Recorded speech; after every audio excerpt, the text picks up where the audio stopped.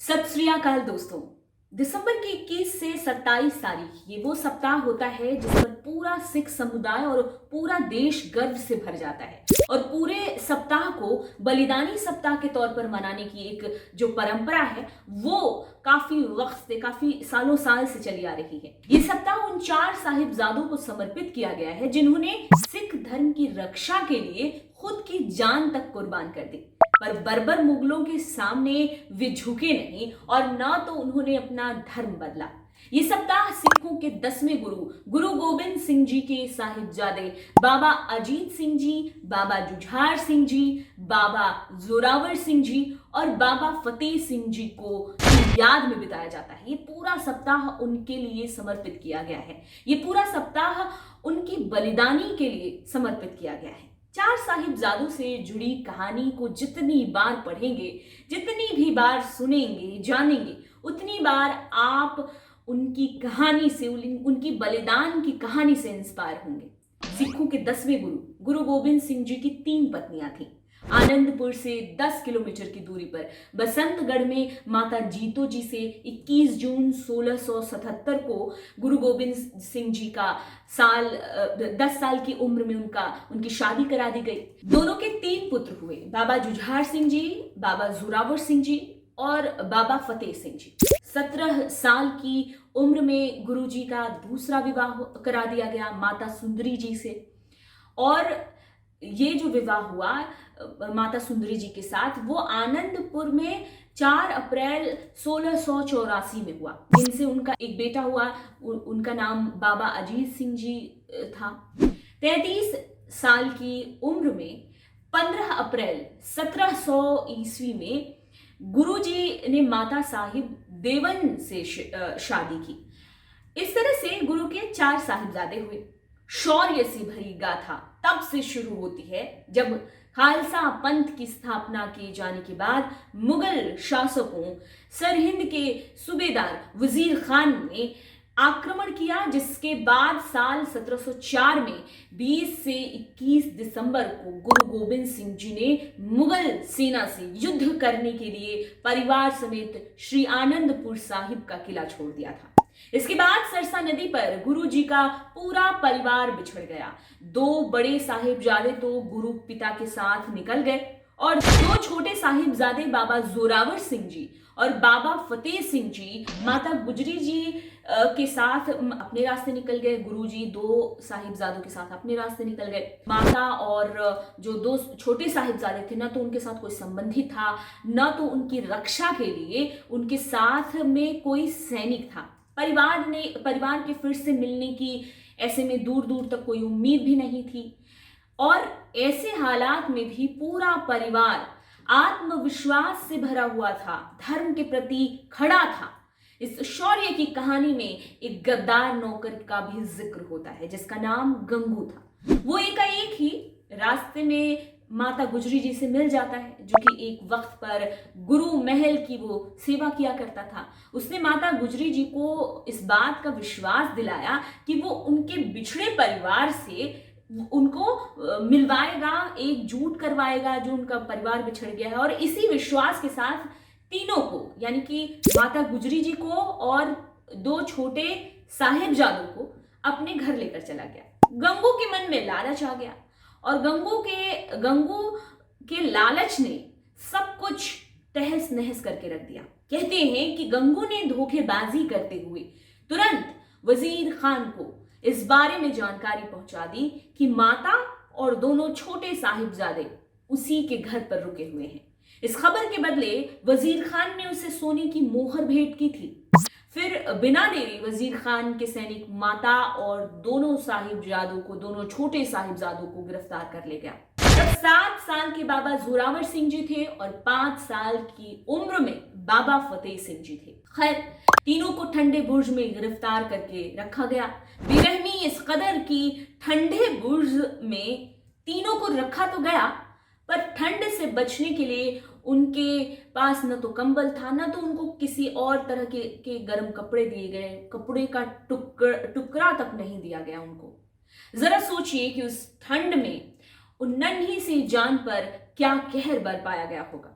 रात भर ठंड में ठिठुरन और फिर सुबह होते ही दोनों साहिबजादों को वजीर खान के सामने पेश कर दिया गया, जहां पर उनको इस्लाम कबूल करने को कहा गया।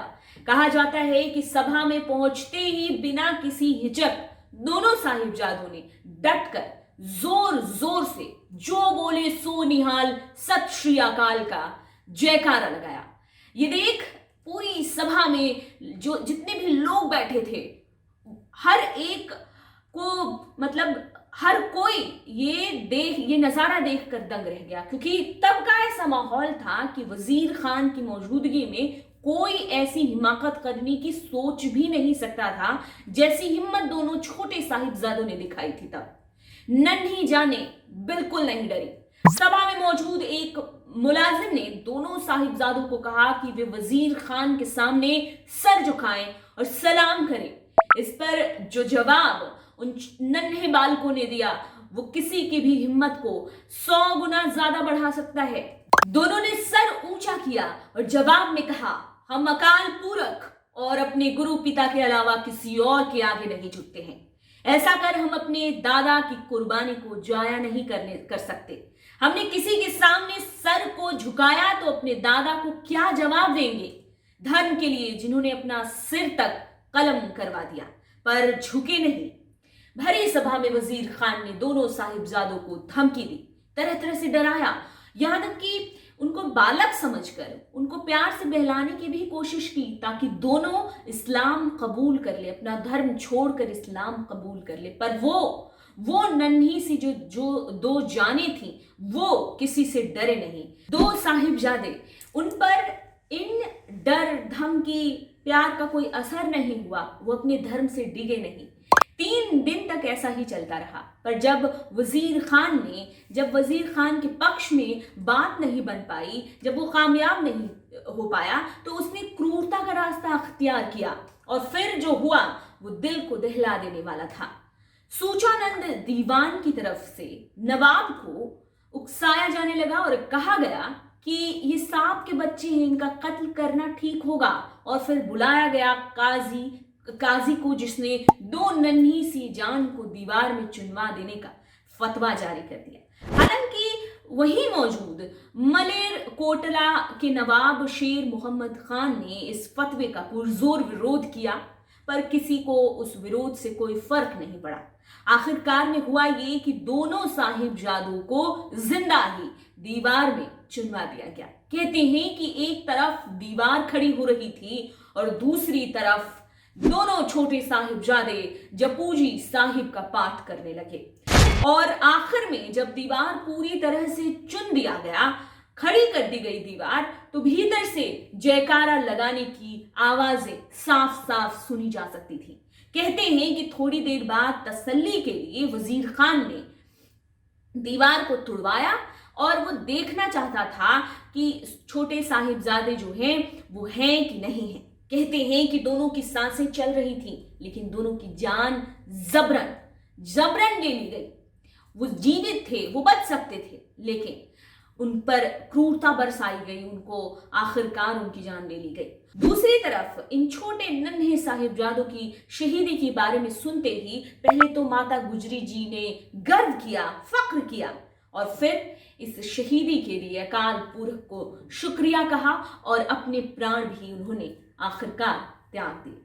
दोनों छोटे साहिबजादों और माता गुजरी जी के साथ जो कुछ भी हुआ उसकी खबर गुरु गोविंद सिंह जी को भी हुई, और इसी के बाद गुरु जी ने औरंगजेब को एक जफरनामा लिखा, यानी कि विजय की चिट्ठी, जिसमें गुरु जी ने लिखा कि तेरा साम्राज्य नष्ट करने के लिए खालसा पंथ तैयार हो चुका है। बाबा अजीत सिंह जी गुरु गोविंद सिंह जी के सबसे बड़े बेटे थे, जिन्होंने चमकौर के युद्ध में अद्भुत शौर्य का प्रदर्शन किया था। गुरु जी के नियुक्त किए गए 5 प्यारों यानी कि 5 प्यारों ने बाबा अजीत सिंह जी को बहुत समझाया कि वे युद्ध में ना जाएं, वे सिख धर्म को आगे बढ़ाने वाले अगले शख्स हो सकते हैं। पर बाबा अजीत सिंह जी ने अजीत सिंह माने नहीं। आखिर में गुरुजी ने अपने बड़े साहिबजादे बाबा अजीत सिंह जी को खुद ही युद्ध लड़ने के लिए तैयार किया और उनके हाथों में उन्होंने खुद शस्त्र दिया और फिर बाबा अजीत सिंह जी 5 प्यारों के साथ किले से निकल गए। रणभूमि में जाते ही बाबा अजीत सिंह जी ने मुगल सेना को कांपने पर मजबूर कर दिया और आखिर में शौर्य के साथ लड़ते लड़ते वो वीर गति को प्राप्त हुए थे।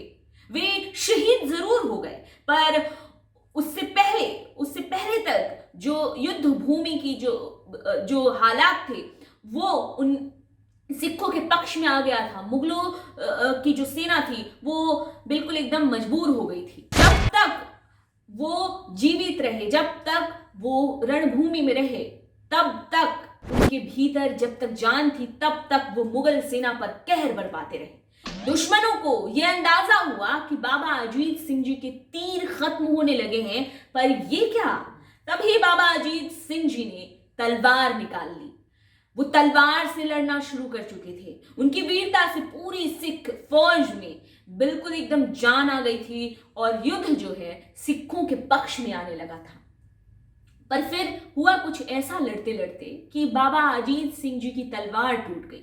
17 साल की उम्र में शहीदी को पाने वाले बाबा अजीत सिंह जी ने हमेशा से सबको इंस्पायर किया है और आज भी उनकी गाथा आज भी न जाने कितने लोगों को अपने धर्म, अपने देश के लिए लड़ने पर इंस्पायर करता है, अपने देश के लिए, अपने धर्म के लिए खड़े होने के लिए इंस्पायर करता है, युवाओं को इंस्पायर करता है। पंजाब के मोहाली शहर का नाम रखा गया है साहिबजादा अजीत सिंह नगर। ये उन्हीं वीर बाबा अजीत सिंह जी के नाम पर रखा गया है। बाबा अजीत सिंह जी से छोटे जुझार सिंह जी थे, बाबा जुझार सिंह जी, जिन्होंने बड़े भाई के शहीद हो जाने के बाद जो सिख सेना थी उसका उन्होंने अपने हाथों में बागडोर ली, उन्होंने नेतृत्व किया और युद्ध भूमि में वो कूद गए। वो पूरे युद्ध में बिल्कुल एकदम ऐसी वीरता दिखाई जैसी कभी किसी ने देखी ना हो और आखिर में वे शहीद हो गए। 4 साहिबजादों की बस कहानी नहीं है, ये गाथा है वीरता और धर्म के प्रति सम्मान का।